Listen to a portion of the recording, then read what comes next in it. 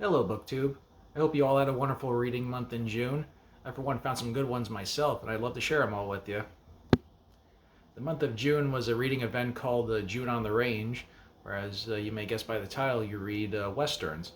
So I took this, the month of June as an opportunity to restart these series that I've been meaning to get back to. I lost track of with so many books to read. There are these two characters. One, Joe Pickett, a game warden in Wyoming. And then we have Sheriff Walt Longmire, coincidentally, also in Wyoming. These two series have been around for like well over a decade and a half each. The number of books the authors write a book each year. And this book, Walt Longmire, I knew from the television show. That's how I discovered the books. Joe Pickett, on the other hand, I discovered him like a few years ago. Staying in the bookstore, like, oh, the new book was out. I'm curious what this was. I Googled it and I discovered like how many books were out. At the time, there was like 15. So I thought, oh, this guy's been around for a long time. He's clearly there must be something there. And like I said, these are both rereads for me. I lose track of all the books to read. So many books to read over the time. I've only read like 2 Joe Pickett novels and 3 Walt Longmires. Loved them all. So I wanted to take this time to reread them to start over. And one thing I'll just say about these two as well, it's very understandable why they've been around so long. It's not just that we love our main characters themselves, but also the supporting characters. Like in the Joe Pickett books, for instance, we follow his family. We have his wife and 2 young daughters. We follow them year after year.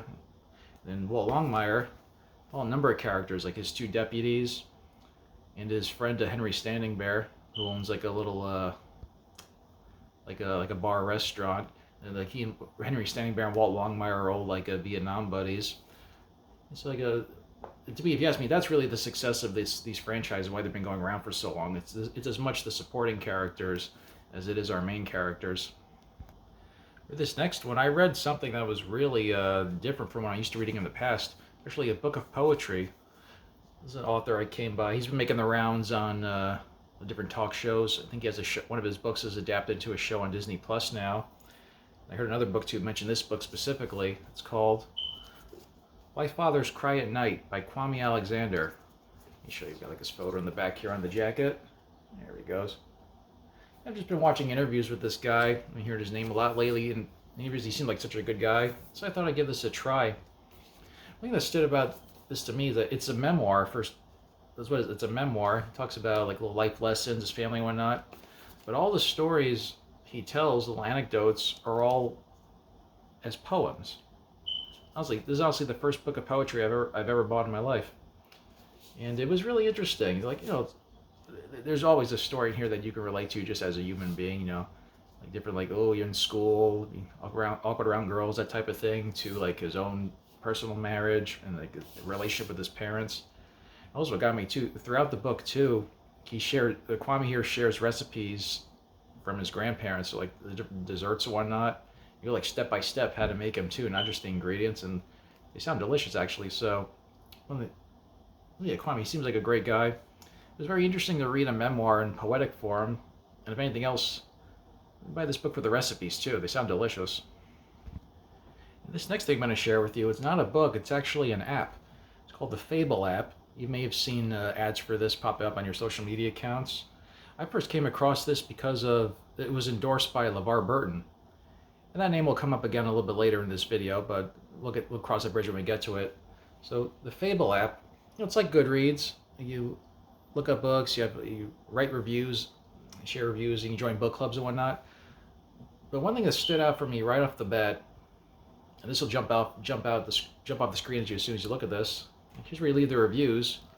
You'll notice there's emojis. And not just emojis, like half stars. Think half stars. Like, how many times have you gone on Goodreads? You see like a book, someone rated it 4 stars, and the first line of the review is, well, it's 3.5. I think like such a simple fix. So you wonder why they didn't have half stars over there. And to me, the emojis add a whole new level of reviews, because I think maybe you've all been in this position. Let's say you read a book, like, you think, yeah, it was kind of disappointing. Yeah, you give it 3 stars. Then there's sometimes a book you think critically, you're like, yeah, it's a 3-star read, but you absolutely love it. In this case, you can add emojis to your reviews. 3-star, you give it a little big fat smiley face. Or if you didn't like it, you give it a big thumbs down. It has a whole new dimension. I don't know if that's the right word. It has a whole new level to reviews. And one of my favorite parts of the Fable app are the book clubs. It's like the AI in the app, they'll recommend books club to you, and I've joined a number of them. One in particular, we just finished our 3rd book. It's this girl runs the club where she wants to read Stephen King stories, so we're just finished our 3rd one. I'll talk about the ones we read in just a moment. Let me show you one club here. Here we go. LeVar Burton, there he is. And one thing, his book that they just finished up was called Songs of Solomon by Toni Morrison. Unfortunately, when I set up my Fable account, they were well underway in this book, so I didn't participate in this one, but I'll get them on the next one. And one fascinating thing I love, you'll see, there's a message board for each chapter. This I love. You can check it as you go along. Everyone shares their ideas, and everything's so organized. Everyone's very respectful too. You won't find any spoilers in there. As for that Stephen King book club I was telling you about, I joined it in May. The first book we read together was The Shining. It's perfect because I had added The Shining to my want to read list, and it's like the AI picked up on that and it recommended a book club that was just about to start this one. And this for me was a reread because I've never read the sequel, Dr. Sleep. So I definitely wanted to reread this one before I started the new one. I'm not going to do a review of The Shining, but I will say one thing that jumped out at me when I read the book. Because as far as the movie goes, I had seen the movie like years ago when I was a teenager, seen a number of times over the years. There was always something that just didn't make sense to me. There was something lacking, and I didn't understand why until I read the book. I don't want to spoil anything, so I'll keep it briefly now. Keep it brief. The movie really focuses on the father Jack, because he's played by Jack Nicholson, big star.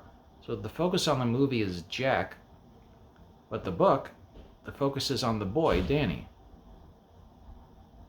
And that to me, that changes the story alone when you put the emphasis on one character over the other.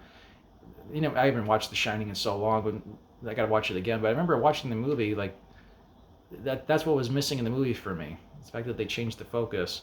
Maybe if I rewatch it again, I'll see it completely differently. And obviously, the movie is one of the biggest horror movies of all time. So clearly, it's me that I'm missing something. It's not the movie itself. The second book we read together in this club, as you can see in my thumbnail photo, the 1 5-star of this month, that was this one. This is Pet Sematary. Now, like Stephen King, he's written well over 70, near 80 books. He has 80 publications at this point. I've only read about 10. Pet Sematary by far my number one. And in large, I think what really added to the experience too is because I did not have a copy of the book. I had the audiobook. I first heard about this audiobook well over a year ago. I was watching another big booktuber, Rachel from Shades of Orange. She mentioned that she had Pet Sematary on her TBR list, and she mentioned the audiobook. She said, yeah, it's narrated by Michael C. Hall. And when she said that, time out. Is that the Michael C. Hall I'm thinking of? And indeed it was. This guy, who plays Dexter. I love this guy so much. And if you yourself are familiar with the show, or you know anyone else who's familiar with it, they'll tell you the same thing. One of the best parts about the show was the narration. Because we follow, in his mind, his inner monologue, he's thinking things out. The narration was one of the best parts of the show. So when I heard Michael C. Hall was doing audiobooks, I was ecstatic. Because as soon as I heard that, I had an Audible token at the time. I immediately bought the book Pet Sematary just from hearing this guy's name. And I told that too to Rachel at the time in the comments, and even in my book club on Fable now too. I told them all about the audiobook. A number of them listened to it as well, and they were all in agreement. They thought it was amazing. Because Michael C. Hall, he doesn't. It's not a reading really. It really is a performance. He just got a knack for it. He does the little voices for each character, the emotion. You really feel it off the page. It gets intense at times. like as if the book wasn't intense enough to begin with. You add on Michael C. Hall's performance, it really adds something. And one thing I'll mention with Pet Sematary too, they're really like stuck on my brain. Like, we talk all the time about, like, famous opening lines, famous last lines. The last line of Pet Sematary, it's a line of dialogue. It's 3 simple words. It's so chilling, and in Michael's voice, oh my God, like it's stuck with it's gonna be stuck with me forever. I'm never gonna forget that experience. And just to throw this out there too, today's July 5th. Today's the last day of the third book our club is reading. We're reading The Stand. Absolutely epic, but I'll talk more about that at the end of this month as part of my July reading wrap up. Now, as I mentioned in the thumbnail too, I saw an incredible documentary recently, or last month I should say. For this, let's bring back our old friend LeVar Burton for this one. There was a documentary about a children's show that he hosted on PBS back in the day called Reading Rainbow. And quick side note, folks, this is how you know you're getting old. The movies and documentaries you watch today are about the stuff you grew up watching. You're officially old now. Anyway, so the Reading Rainbow was such a wonderful show on PBS. Like, it started in 1983. LeVar Burton was a big deal at that time because recently he had done the TV miniseries Roots about like the slaves here in North America, and he was a breakout star for that too. It was a big event. It was like 8 nights in a row of television, and like no DVR back then. So millions of Americans sat down with their televisions at the same time for 8 nights in a row to watch that miniseries Roots. And so in 1983, these people wanted to start a television show to get kids to read. And I'll never forget an interview with this one woman. She was one of the co-creators. Her name was Twyla. She's one of the best parts of the documentary, which, I don't know if I mentioned this yet. The name of the documentary is Butterflies in the Sky. It's kind of important to know that. And I had rented it at the time on Google Movies, but you can currently see it on Netflix. It's streaming on there.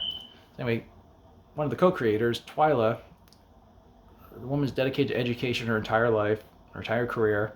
She said something that was very fascinating. She said when they were putting the show together, she wanted the host to be a male.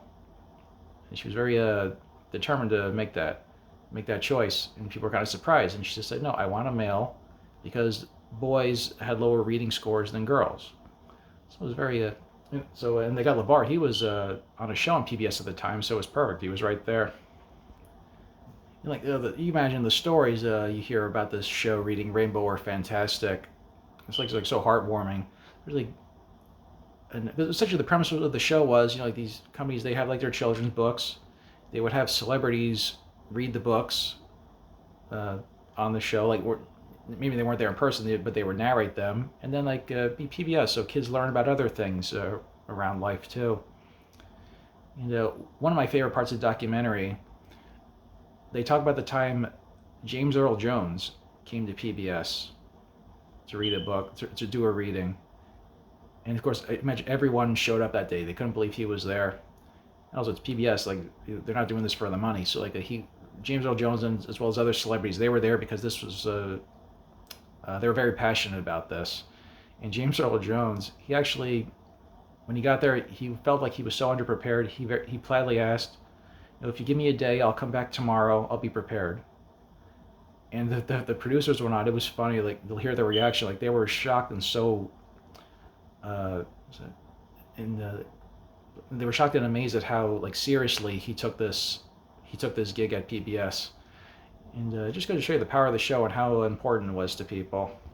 Reading Rainbow, they've been off the air since 2006, but LeVar Burton is still doing work with kids, like making sure kids have free access to these books on this app. I think it's called like Skybrary, I think was the name it's called. I don't know if it's called that anymore because I think it's sold to another company. But it's like an app you go on the phone and kids can still access these books for free. Even now, like he has a podcast too, where like he reads a short story. It's called LeVar Burton Reads. So check that out too. If you're old now but you still like LeVar Burton reading to you, that may be a good app to check out. A good good podcast to check out. LeVar Burton Reads. I'm going to include a video in the description box down below. So you find a little clips of what Reading Rainbow was back in the day. I'm going to find a little clip, a short little clip. I'll put it in the description box below. So before you see the documentary, you can get a little taste of what Reading Rainbow was like. As I mentioned in the thumbnail too, I saw a concert film. It was a 2-night event. One of my favorite bands, one of my favorite music acts today. The band is called Ghost. They're like a hard rock and a heavy metal band. They're originally from Sweden. What they look like, here's a little photo of them. There you go. Lovely image. What this band is, I've been a fan of this band since the beginning. I discovered them early. It's amazing to see what they've grown into. Because the star of the show is the man here, Tobias Forge. That's his real name, Tobias Forge. He's from Sweden. Like this is his creation. It's like a great rock and roll band, great songs, and a really funny satanic ministry. I know it's kind of odd, but that's what this has grown into. Like he has these characters. Like first of all, his name is Papa Emeritus. He's the leader of this ministry and leads the band. An interesting thing with the bandmates too, they call them the Nameless Ghouls. I heard an interview with Tobias. So originally that started off as like survival. It was like in the beginning you start a band, musicians they drop in and out of the band, they quit. So like they got to get someone at the last second. That's where they came up. Like he came up like these nameless ghoul characters, so you can just fill in a band member and keep going. You gotta keep the show going.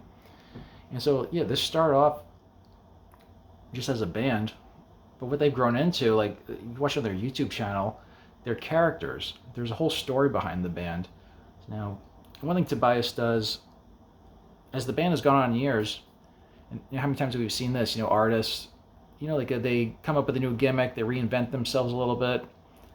You know, Beyonce just put out a country album. Whoever saw that coming? So Tobias, to keep the act fresh, as part of the lore and story of this ministry, they elect a new leader. And as you elect a new leader, like it's still Tobias. He's still the singer in costume, but he plays a new character and like essentially a new leader of this ministry. If you go on Ghost's YouTube page, there's a playlist called Chapters. It started a few years ago. They're really funny, actually. Like this character, his name's Cardinal. I mentioned the number of characters that have been there over the years. We had Papa Emeritus 1, 2, 3, this Cardinal, and now we currently have Papa Emeritus 4. I remember this Cardinal character, when he was introduced, you watching the YouTube videos, he comes walking in, there's this dark music playing, then you realize he's holding a boombox in his hand, and like he's playing, excuse me, he's playing this dark music by himself as he's walking in. It's very dark humor, and I love dark humor. You see, that's the current guy. This is them at the Grammys. Once again, Tobias again, different character. So anyway, I'll give you enough history of the band there. So you follow like the videos, you see the lore of all these characters and their story. So what they released recently, it was a concert film.